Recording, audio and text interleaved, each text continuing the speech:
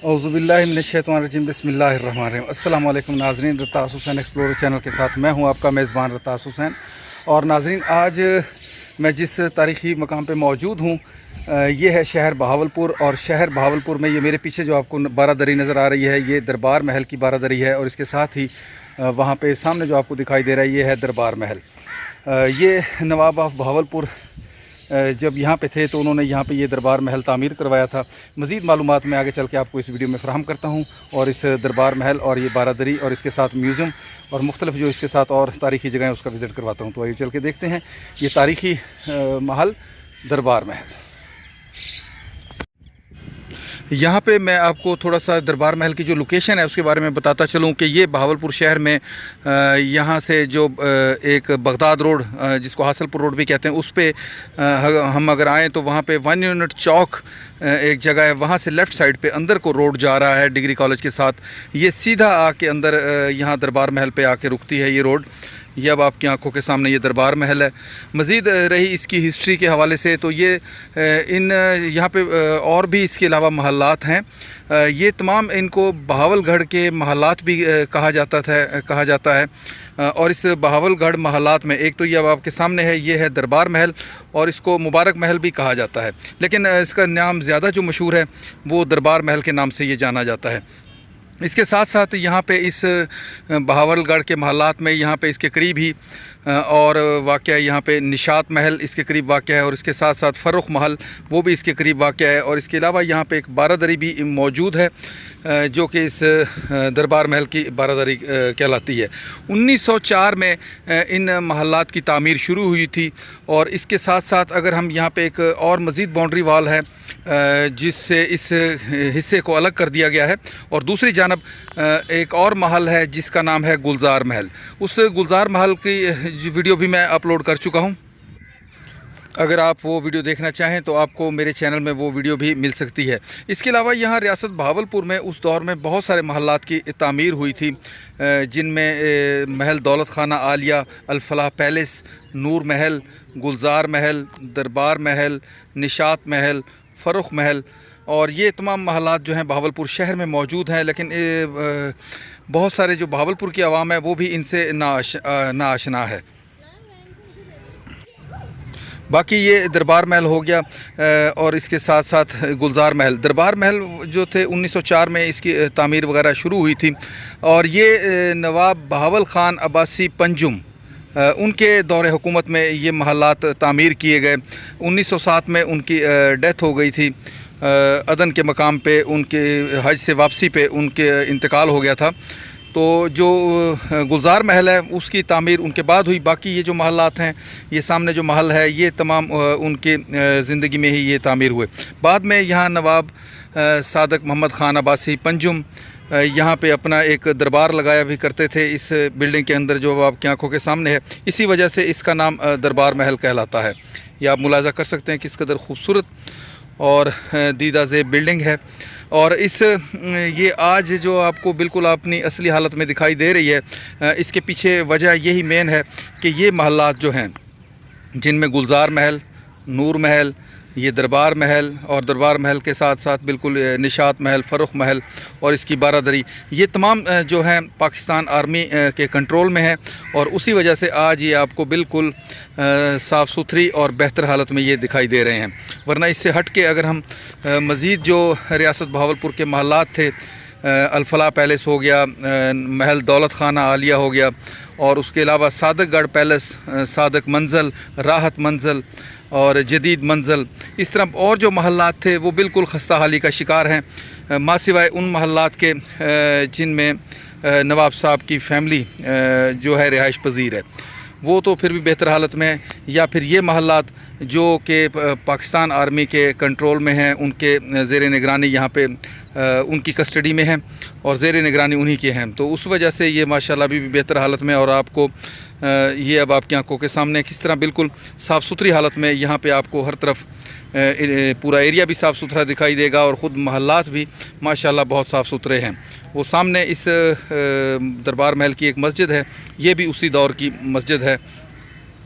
और इसके साथ साथ अगर हम यहाँ पे राइट साइड पे आगे मज़ीद बढ़ें تو یہاں پہ دربار محل کی جو بارہ-دری ہے وہ اب آپ کی آنکھوں کے سامنے یہ بارہ-دری ہے، اور اسی بارہ-دری کے اندر ایک میوزیم بھی ہے جس میں کہ ریاست بہاولپور کے دور میں استعمال ہونے والا اسلحہ اور جو اس کی آرمی کی یونیفارم تھیں، اور اس سے بہاولپور کے دور میں جو مزید جو چیزیں تھیں جو ریاست بہاولپور نواب صادق صاحب کے زیر استعمال برتن تھے، اس طرح کی مختلف چیزیں جو ہیں وہ یہاں پہ اس بارہ-دری کے اندر جو ایک میوزیم بنایا گیا ہے اس کے اندر بھی موجود ہیں۔ یہ وہ بارہ-دری ہے جو دربار محل کے ساتھ بالکل ہی اٹیچ موجود ہے۔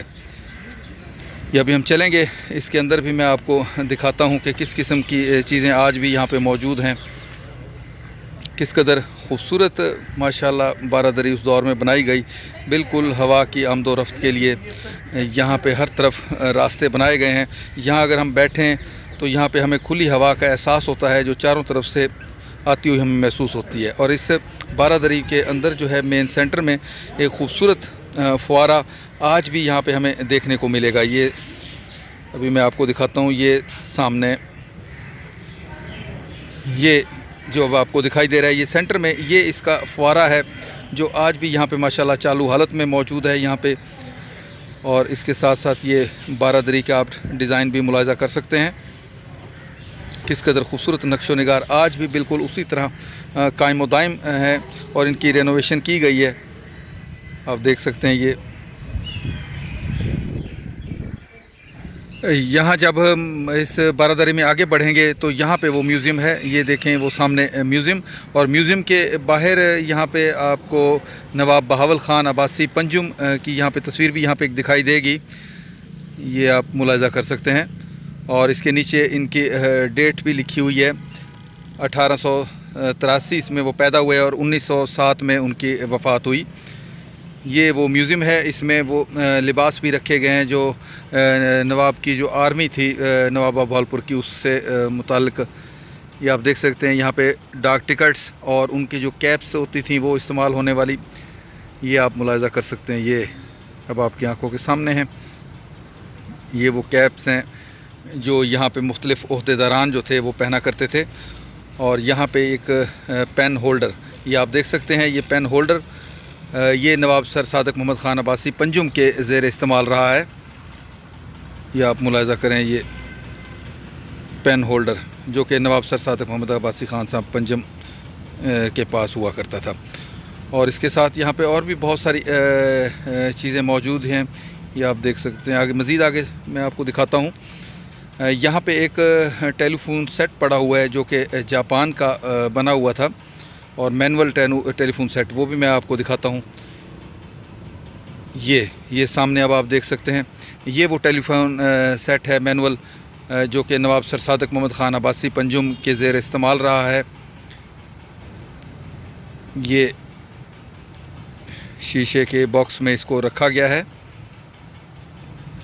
اور اس طرح نواب سر صادق محمد خان عباسی پنجم سے متعلقہ بہت ساری چیزیں یہاں پہ موجود ہیں۔ ریاست بہاولپور کے دور میں جو چیزیں یہاں پہ استعمال ہوئیں، ریاست بہاولپور کے آرمی میں یوز کی گئی جو چیزیں اسلحہ اور اس سے متعلقہ اور چیزیں وہ بھی یہاں موجود ہیں۔ بہت ساری تصاویر بھی یہاں پہ لگی ہوئی ہیں بہاولپور کے مختلف قلعوں کی، ان کے محلات کی۔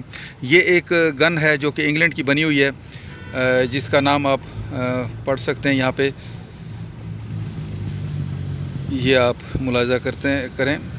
یہ میں مزید نزدیک کرتا ہوں اس کو، G11N لینس 3 ماڈل 1914 کی یہ بنی ہوئی ہے، 237 راؤنڈ اس میں آتے تھے۔ انگلینڈ کی یہ بنی ہوئی ریفل ہے جو کہ اس دور میں ریاست بہاولپور کے پاس ہوا کرتی تھی۔ یہ آرمی کی مختلف چیزیں اس دور کی ریاست کی، جس میں پانی پینے والا جو بوتل ہے اور ان کی جو ہیلمٹ وغیرہ ہے، اس طرح کی مختلف چیزیں یہاں پہ یہ موجود ہیں جو کہ ریاست بہاولپور کے جو آرمی کے لوگ ہوتے تھے وہ استعمال کرتے تھے۔ اور یہ یہاں پہ بہاولپور ریاست میں اس دور میں جس طرح بنتا تھا اور بعد میں اب بھی بنتا ہے، یہاں پہ یہ کپڑا یہاں پہ یہ بھی موجود ہے۔ اس کے ساتھ ساتھ یہاں پہ مختلف ریاست کے دور کے ڈاک ٹکٹس، نوابین کے جو تصاویریں ہیں وہ بھی یہاں پہ موجود ہیں۔ یہ ہم مزید آگے کی طرف بڑھیں گے، یہ ہے ریاست بہاولپور کا نشان، यहाँ पे। और ये उस दौर में जो खंजर वगैरह होते थे या बेल्ट्स वगैरह थी आर्मी की, वो भी यहाँ पे है। और जो ये पाइप सामने आपको पड़ा हुआ दिखाई दे रहा है, ये नवाब सर सादक मोहम्मद ख़ान अब्बासी पंजुम के ज़ेर इस्तेमाल रहा है। वो सामने जो डब्बी के अंदर पड़ा हुआ है पाइप। और ये खंजर, ये भी आप मुलाज़ा कर सकते हैं उसी दौर के किस कदर ख़ूबसूरत खंजर जो थे, ये आप मुलाहिज़ा करें। रियासत बहावलपुर के दौर की बनी हुई चीज़ें बहुत सारी यहाँ मौजूद हैं। ये सिक्के हैं उस दौर के, कदीम दौर के सिक्के, वो भी यहाँ पे मौजूद हैं। इसके साथ साथ मज़ीद हम आगे की तरफ अगर बढ़ते हैं तो यहाँ पे हमें उस दौर के जो बर्तन हैं जो कि नवाब फैमिली के ज़ेर इस्तेमाल रहे हैं, ये बर्तन भी हमें यहाँ देखने को मिलेंगे। और इनके साथ ये जो प्लेट आपको दिखाई दे रही है, इसमें जो ये गोल्डन कलर के बने हुए हैं डिज़ाइन, ये सोने की कढ़ाई टाइप इसमें की गई है। सोने का काम यानी कि इस बर्तन के अंदर हुआ है। नवाब साहब के पास ऐसे बहुत सारे बर्तन थे जो कि सोने के बने हुए थे, जिनमें उनके ख़ास मेहमान जो थे वो खाना खाते थे। और उसके साथ साथ यहाँ पे मुख्तलिफ़ रियासत के जो नवाबीन यहाँ पे रहे, उनकी तस्वीर, नवाब सर सादक मोहम्मद ख़ान साहब की तस्वीरें बचपन से लेके बुढ़ापे तक की तस्वीरें, अब्बास ख़ान अब्बासी उनके फ़र्जंद जो थे उनकी तस्वीर भी यहाँ मौजूद है। ये है वो बारादरी का एक बैरूनी व्यू। और इसके बिल्कुल सामने ही यहाँ पे वो मौजूद है दरबार महल। ये आप मुलाहिज़ा करें, बिल्कुल दरबार महल के करीब ही ये बारादरी वाक़या है। अगर यहाँ से हम मज़ीद आगे बढ़ के इसकी राइट साइड पे देखें तो यहाँ राइट साइड पे वो तारीख़ी मस्जिद भी मौजूद है जो कि माशाल्लाह बहुत ख़ूबसूरत है। ये मैं अभी आपको दिखाता हूँ। ये सामने आप मुलाहिज़ा करें, ये तारीख़ी मस्जिद जो कि उसी दौर की है, यहाँ पे दरबार महल के अंदर ही ये वाक़या है। और ये जितने भी यहाँ पे ये महल्लात वगैरह थे, ये आप मुलाहिज़ा करें नाज़रीन। एक उसकी ख़ूबसूरत तस्वीर, ये एक उसकी दूसरी तस्वीर, और ये मस्जिद।